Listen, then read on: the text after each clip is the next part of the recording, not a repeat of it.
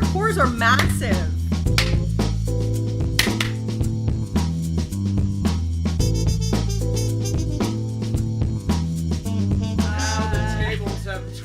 Haven't they, Laura? They have. Welcome back to the couch with Mike from DC. At the end of our last episode, we decided to turn the tables on Laura and do a little blind tasting on me. Buckle up. So these are bourbons. Buckle up. I prefer bourbon. You know, I prefer bourbon in a specific way. I have the Frank Sinatra bourbon. The Frank Sinatra bourbon is 3 ice cubes. In my case, 1 big ass ice cube. 2 shots of bourbon and a little bit of water on the top. That's a Frank Sinatra bourbon. Okay. There are 3 different bourbons here. 2 of these are widely available. One of them is more a specialty bourbon. And let's just be clear. I do actually know the names. I know that... You know the names of what we're trying. Right. Yeah, so I know the bourbons, but I don't know the order. Right, and one of them you definitely have not tried before. Correct. Okay. So let's dive in. Let's pick up this first guy right here. Okay. So there you have it. Bourbon number 1. Your thoughts, ma'am? Like this one to me tastes very florally, and I would actually, tasting the other 2, I would venture a guess to say this is the Blantons. Mm-hmm. But you don't have to tell me right now. All right. Okay, hold on. You want to put some water in it or anything like that? You need to expand the notes of the bourbon by putting water in it? You know, let me get that. Florally, like grassy. Yeah. Get this second guy going. Let's pick this one up. Okay. I need a little bit of water. You're like powering through these. So this is the second bourbon. And it's darker. Bourbon Y. Bourbon Y. It's significantly darker than the first one and even the third one. Mm-hmm. Oh, that smells nice. Like fruity almost. Mm-hmm. Like apples or peaches or something like that. I do think that this particular one helps when you open it up with water.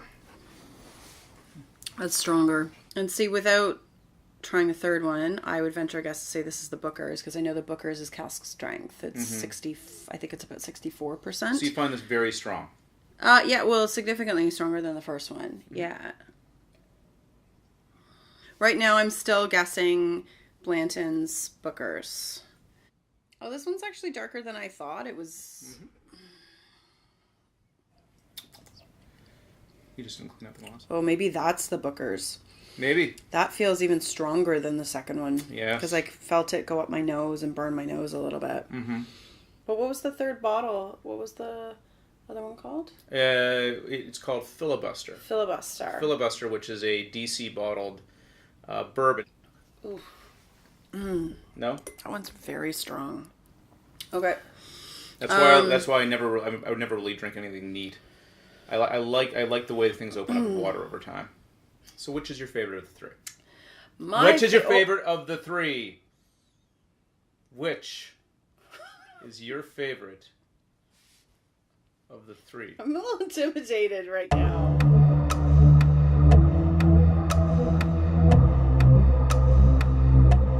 Number 2. Number 2, okay. Number 2 is my favorite. So number 2 is Filibuster.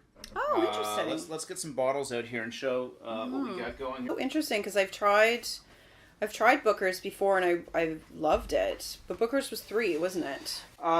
Booker's, yeah, okay. So Booker's was the bottle that you had me go out and purchase for you in Washington that I brought all the way here, and it was your least favorite.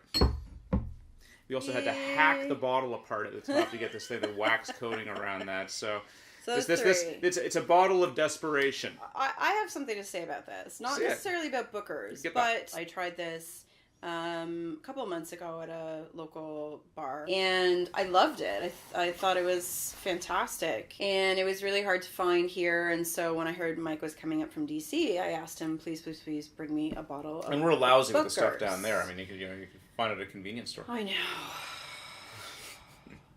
No, big shout out to Central Liquors and Vince in Washington, D.C. for saying, yes, we do have Booker's, Mike. It's over there on that shelf.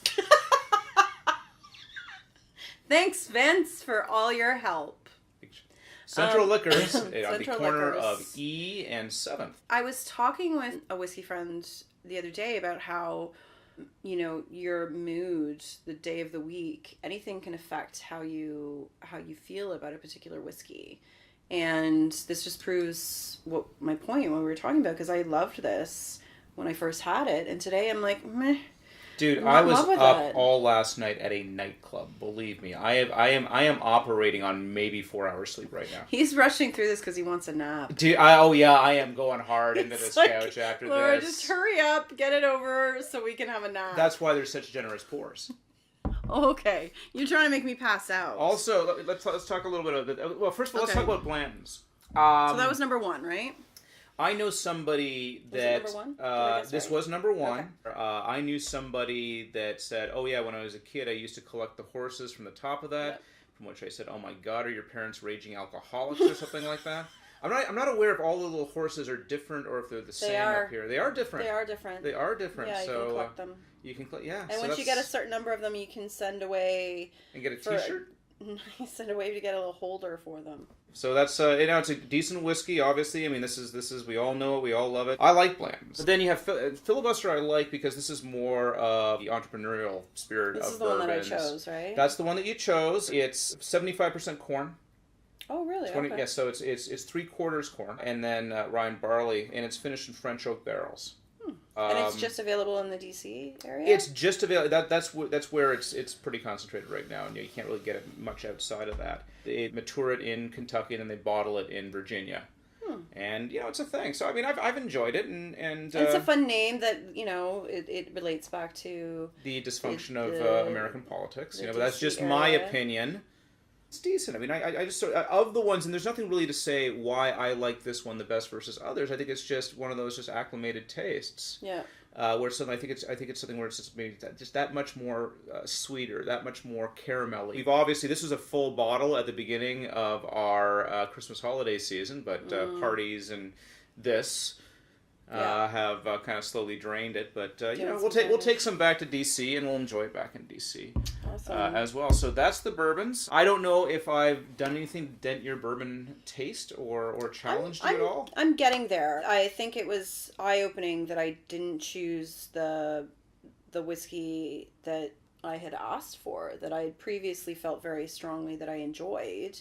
And this time around, I'm like, It kind of opened my mind a little bit that there's another one out there that I do enjoy. Of course, it happens to be the one that I can't get here. Well, you can at least get that. There you go. Woo! Have that.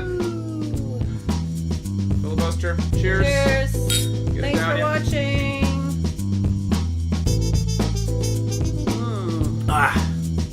Enough time for that nap.